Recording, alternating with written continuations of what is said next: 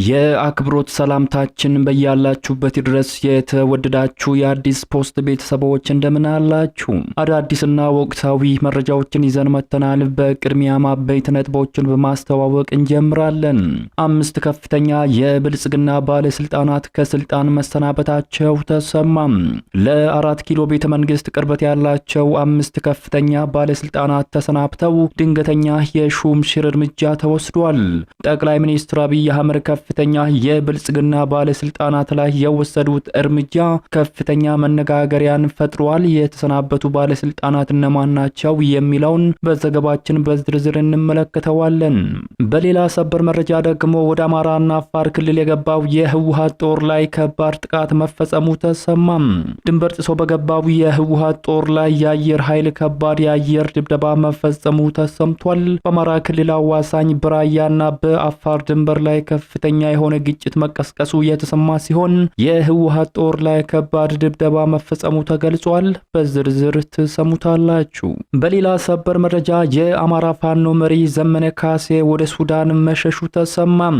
በአማራ ክልል እየተደረገ የሚገኘው ውጊያ ዛሬም ተባብሶ መቀጠሉ የተሰማ ሲሆን በውጊያው ከፍተኛ የሆነ ሰብአዊና ቁሳዊ ኪሳራዎች መድረሳቸውም ተገልጿል። የአማራ ፋኖ ብሔራዊ ንቅናቄ መሪ የሆነው ዘመነ ካሴም ወደ ሱዳን መሸሹን የሚገልጸው መረጃ ከፍተኛ መነጋገሪያን ፈጥሯል። ዝርዝሩን በዘገባችን ትሰሙታላችሁ። እነዚህንና ሌሎች በርካታ ያልተሰሙ አዳዲስ መረጃዎች በዚህ ሰዓት የመረጃ ጊዜ ወደ እናንተ ይደርሳሉ። እንደተለመደው ይህንን ቪዲዮ ላይክ እና ሼር በማድረግ ጀምሩት። አዲስ የሆናችሁ ሰብስክራይብ በማድረግ የደወል ምልክቱን በመጫን ቤተሰብ ይሁኑ። አሁን ወደ ዝርዝር ጉዳዮቹ ነው የምናመራው። በቅድሚያም ወደ አማራና አፋር ክልል የገባው የህወሓት ጦር ላይ ከባድ ጥቃት መፈጸሙ ተሰማም። ድንበር ጥሶ በገባው የህወሓት ጦር ላይ የአየር ኃይል ከባድ የአየር ድብደባ መፈጸሙ ተሰምቷል። በአማራ ክልል አዋሳኝ በራያና በአፋር ድንበር ላይ ከፍተኛ የሆነ ግጭት መቀስቀሱ የተሰማ ሲሆን የህወሓት ጦር በመንግስት ኃይሎች ተመቶ ወደ ኋላ ማፈግፈጉ ተገልጿል። ከማክሰኞ ከሰዓት ጀምሮ የራያ ግንባርን ተከትሎ በሚገኘው የአፋር አዋሳኝ አካባቢዎች በህወሓት ታጣቂዎችና በመንግስት በሚደገፉ ኃይሎች መካከል ከፍተኛ የሆነ ውጊያ መደረጉ ተገልጿል። በአካባቢው በነበረው ውጊያ የአፋር ሚሊሻ፣ የአፋር ልዩ ኃይልና የትግራይ ሰላም ኃይሎች እንደተሳተፉም ተነግሯል። በራያ ቀጠና በተደረገው በህወሓት ታጣቂዎችና የትግራይ ሰላም ኃይሎች መካከል የሚደረገው ውጊያ ዛሬም ተባብሶ መቀጠሉ ተሰምቷል። በአፋር በሐራ መሬት የሚንቀሳቀሱት የትግራይ ሰላም ኃይል ታጣቂዎች ከቲዲኤፍ ጋር በተለያዩ ስፍራዎች እየተዋጉ ነው ተብሏል። በትናንትና ሁለቱ ኃይሎች በዛታ ወረዳ ለሰዓታት የዘለቀ ውጊያ ማድረጋቸው የተሰማ ሲሆን የዚህ ግንባር ውጊያ ዓላማም የኮሬም አላማጣ ዋናውን መንገድ ለመቁረጥና ለመቆጣጠር እንደሆነ ታውቋል። በራያ በኩል በአፋር አዋሳኝ አካባቢ የተቀሰቀሰው ግጭት ከትላንት ጀምሮ ተባብሶ መቀጠሉን ተከትሎ በአካባቢው ማህበረሰብ ደህንነት ላይ አደጋ መደቀኑ ተገልጿል። እንደ ጨርጨር ባለው የራያ አካባቢዎች ከ2 ቀን በፊት የጀመረው በከባድ መሳሪያ የተደገፈ ውጊያ በማህበረሰቡ ላይ ከፍተኛ ጫናን እየፈጠረ ነው ተብሏል። የህወሓት ታጣቂ ኃይል አፋር ክልል የመሸገውን የትግራይ ሰላም ኃይል ለመውጋት ወደ ክልሉ ዘልቆ መግባቱም ነው የተነገረው። በዚህም የአፋር ክልል የጸጥታ ኃይሎች ለህወሓት ኃይሎች ምላሽ ሰጥተው በከባድ መሳሪያ የተደገፈ ውጊያ እየተካሄደ እንደሚገኝም ነው ከስፍራው የደረሱ መረጃዎች የሚያመላክቱት። በአፋር ክልል ያለ ወረዳ ውስጥ ከትላንት በስቲያ ጥር 26 ቀን 2018 በትግራይ ሰላም ኃይልና የአፋር የጸጥታ ኃይሎች በአንድ ወገን ሆነው ከህወሓት ጋር ውጊያን ሲያደርጉ ቆይተዋል። እንደ ጨርጨር፣ ኮረም፣ ኦፍላና መሆን ያሉ የራያ አካባቢዎች ላይ የከባድ መሳሪያ ድምጽ እንደሚሰማም ነው ነዋሪዎች የጠቆሙት። ህወሓት በአፋርና አማራ አዋሳኝ አካባቢዎች የከፈተውን ጥቃት ተከትሎ ከአንድ ሳምንት በላይ የዘለቀ ግጭት በተለያዩ አካባቢዎችም ተከስቷል። በጠለምት በኩል ግጭቱ በአንድ ሳምንት ውስጥ ለጊዜው ረገብ ያለ ቢሆንም በአፋር በኩል ያለው ተባብሶ መቀጠሉን የአካባቢው የመረጃ ምንጮች ተናግረዋል። የህወሓት ታጣቂ ቡድን በቢሶበር በኩል ከፍተኛ የሰው ኃይል በማንቀሳቀስ ወደ አፋር ድንበር ጥሰት መፈጸሙ የውጊያው መነሻ መሆኑ የተገለጸ ሲሆን ውጊያው በተለይ በያሎ ወረዳ አቅራቢያ የሚገኙ ድንበር አካባቢዎችን ኢላማ ማድረጉ ተነግሯል። ውጊያው በሁለቱ ወገኖች በኩል በከባድ መሳሪያ የታጀበና እጅግ አስፈሪ እንደነበረም ተዘግቧል። በእግረኛ ጦር ሲደረግ የነበረውን ውጊያ ተከትሎ ትላንት ምሽት 1 ሰዓት ተኩል አካባቢ የኢትዮጵያ አየር ኃይል ጣልቃ መግባቱ ተነግሯል። የኢትዮጵያ አየር ኃይል የህወሓት ታጣቂ ቡድን ላይ ከባድ የድሮን ጥቃት መፈጸሙም ተገልጿል። ይህ የአየር ጥቃት የህወሓትን ጦር አሰላለፍ በማፈራረስና ወደ ኋላ እንዲያፈገፍግ በማድረግ ረገድ ከፍተኛ ሚና እንደተጫወተም የዜና ምንጮች ጠቁመዋል። ከአካባቢው የወጡ መረጃዎች እንደሚያመላክቱት ከሆነ በትላንትና ውጊያ በህወሓት ወገን ከፍተኛ የሆነ የሰው ኃይልና የቁሳቁስ ኪሳራ ደርሶበታል ተብሏል። የህወሓት ኃይል ወደ ያለ ወረዳ ዘልቆ ለመግባት የነበረው እቅድ ሳይሳካ ቀርቶ በድንበር አካባቢዎች እንዲወሰን ተደርጓል። ህወሓት የደረሰበትን ሞት ለማካካስና ዳግም ወረራ ለመፈጸም ተጨማሪ የሰው ኃይል ወደ ድንበሩ እያስጠጋ እንደሚገኝም ተሰምቷል። ወደ ቀጣዩ መረጃችን ስናመራ 5 ከፍተኛ የብልጽግና ባለስልጣናት ከስልጣን ተሰናበቱ። ለ4 ኪሎ ቤተ መንግስት ቅርበት ያላቸው 5 ከፍተኛ ባለስልጣናት ተሰናብተው ድንገተኛ የሹም ሽር እርምጃ ተወስዷል።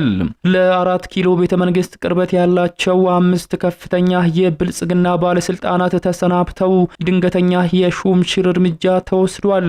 ጠቅላይ ሚኒስትር አብይ አህመድ ከፍተኛ የብልጽግና ባለስልጣናት ላይ የወሰዱት እርምጃም ከፍተኛ መነጋገሪያን ፈጥሯል። ጠቅላይ ሚኒስትር አብይ አህመድ በወሰዱት የስልጣን ሹም ሽር እርምጃም የማህበራዊ ዘርፍ አማካሪያቸው ለሆኑት ዲያቆን ዳንኤል ክብረት አዲስ ስልጣንን ሰጥተዋል። ጠቅላይ ሚኒስትሩ የኢትዮጵያ ብሮድካስት ኮርፖሬሽን ኢቢሲ የስራ አመራር ቦርድ ሰብሳቢ የነበሩትን ዶክተር ለገሰ ቱሉን በማሰናበት ነው ይህንን ስልጣን ለዲያቆን ዳንኤል ክብረት የሰጡት።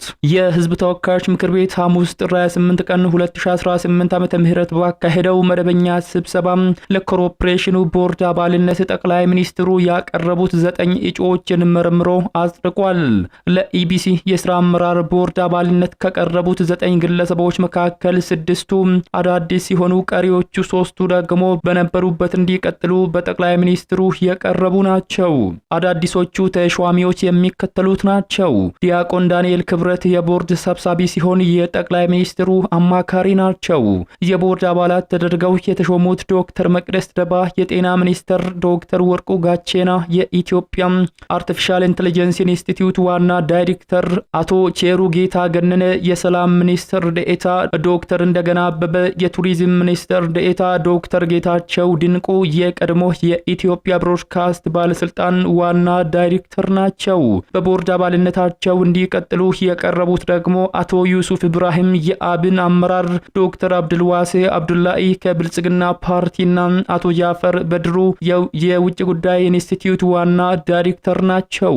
ዲያቆን ዳንኤል ክብረት ለቦርድ አመራርነት አዲስ ባይሆኑም ቀደም ሲል ለኢትዮጵያ ፕሬስ ድርጅት ቦርድ አባልነት ሲታጩ በፓርላማው ታሪክ ከፍተኛ የሆነ የተቃውሞ ድምጽ ተመዝግቦባቸው እንደነበር ያስታወሰው የኢትዮጵያን ኢንሳይደር ዘገባም፣ ይሁን እንጂ ሹመታቸው በወቅቱ በ146 የድጋፍ ድምጽ ጸድቆ ለ3 ተከታታይ ጊዜያት በዚሁ ኃላፊነት አገልግለዋል። አሁን ለኢቢሲ ቦርድ ሰብሳቢነት የቀረቡት በጅቡቲ የኢትዮጵያ አምባሳደር ሆነው የተሾሙትን ዶክተር ለገሰ ቱሉን ለመተካት ነው ተብሏል። ወደ ሌላኛው መረጃችን ስናመራ የሁቲ ታጣቂዎች በየመን የኢትዮጵያ ኦርቶዶክስና የወንጌላውያን ቤተክርስቲያናትን መዝጋታቸው ተሰማ።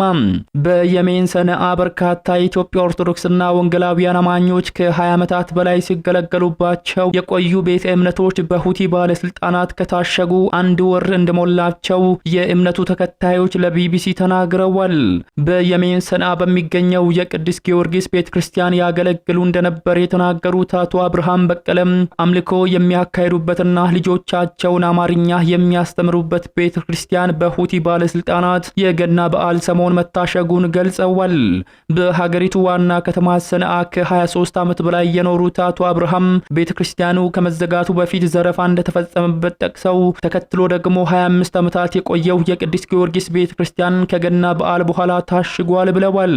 በሰነአ ከ20 ዓመታት በላይ መኖሯን የተናገረችው የፕሮቴስታንት እምነት ተከታይ ደግሞ ከኦርቶዶክስ ተዋሕዶ ቤተክርስቲያን በተጨማሪ ቪክቶር በሚባል ህንዳዊ ከ25 ዓመታት በፊት የተመሰረተውና ኢትዮጵያውያን የወንጌል አማኞች የሚያመልኩበት ስፍራ መታሸጉን ግለሰቡን በቁጥጥር ስር መዋሉን ገልጻለች።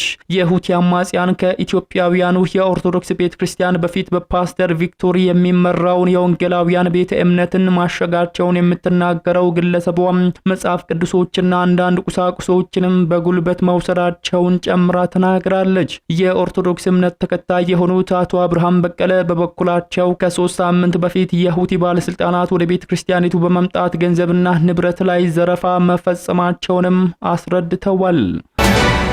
በመጨረሻም የአማራ ፋኖ መሪ ዘመነ ካሴ ወደ ሱዳን መሸሹ ተሰማም። በአማራ ክልል እየተደረገ የሚገኘው ውጊያ ዛሬም ተባብሶ መቀጠሉ የተሰማ ሲሆን በውጊያዎችም ከፍተኛ የሆነ ሰብአዊና ቁሳዊ ኪሳራዎች መድረሳቸው ተገልጿል። የአማራ ፋኖ ብሔራዊ ንቅናቄ መሪ የሆነው ዘመነ ካሴም ወደ ሱዳን መሸሹን የሚገልጸው መረጃ ከፍተኛ መነጋገሪያን ፈጥሯል። በአማራ ክልል ግጭቱ ተባብሷል። የዘመነ ካሴ ወደ ሱዳን መሸጋገር መነጋገሪያ ሆኗል። በአማራ ክልል የተለያዩ አካባቢዎች በመንግስት የጸጥታ ኃይሎችና በፋኖ ታጣቂዎች መካከል የሚደረገው ውጊያም በከፍተኛ ሁኔታ መቀጠሉም ተሰምቷል። ይህንኑ ተከትሎም የአማራ ፋኖ ብሔራዊ ንቅናቄ መሪ የሆነው ዘመነ ካሴ ወደ ጎረቤት ሀገር ሱዳን መሻገሩን የሚገልጹ ዘገባዎች በማህበራዊ ሚዲያና በተለያዩ የመረጃ ምንጮች ከፍተኛ መነጋገሪያ አጀንዳ ሆኗል። ባለፉት ጥቂት ቀናት ውስጥ በተለይም በጎጃም፣ በጎንደርና በወሎ አካባቢዎች የጦርነቱ ስፋትና ጠንካራነት መጨመሩ ተመላክቷል። በዚህ ምክንያት በሁለት ወገኖች እንዲሁም በሰላማዊ ሰዎች ላይ ከፍተኛ የሆነ የህይወት መጥፋትና የአካል ጉዳትንም እያስከተለ ይገኛል። የመንግስት የልማት ተቋማት፣ የግል ንብረቶችና መሰረተ ልማቶች በውጊያው ምክንያት ከፍተኛ ጉዳት እያስተናገዱ ሲሆን ውጊያው ባለባቸው አካባቢዎች የሚኖሩ ነዋሪዎች ደህንነት አደጋ ላይ መሆኑን ነዋሪዎች አስረድተዋል።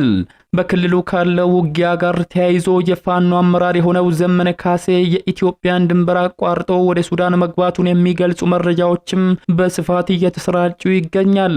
ይህ መረጃ እስካሁን በገለልተኛ ወገን ወይንም ከራሳቸው ከፋኖ መሪዎች በኩል በይፋ የተረጋገጠ ባይሆንም ዘመነ ካሴ በሱዳን ከሚገኙ ታጣቂዎች ጋር ሆኖ ሲንቀሳቀስ የሚያሳየው ተንቀሳቃሽ ምስል መመልከትም ተችሏል። የመንግስት ኃይሎች በጎጃም ጠንካራ እርምጃ መውሰድ መጀመራቸው ተከትሎ ዘመነ ካሴ ለደህንነቱ ስል ወደ ሱዳን ማምራቱን የገለጹት የመረጃ ምንጮች በሱዳን ሆኖ የአማራ ክልሉን ጦርነት እየመራ እንደሚገኝም ተገልጿል።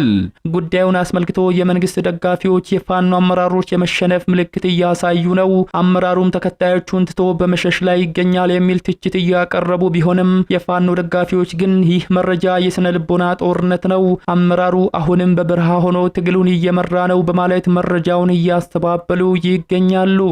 የተወደዳችሁ የአዲስ ፖስት ቤተሰቦች ለሰዓቱ ያዘጋጀንላችሁ መረጃዎች የተከታተላችሁትን ይመስሉ ነበር። ከሰዓታት በኋላ በሌሎች አዳዲስ መረጃዎች ዳግም እስከምንገናኝ በያላችሁበት መልካሙን ሁሉ ተመኘን።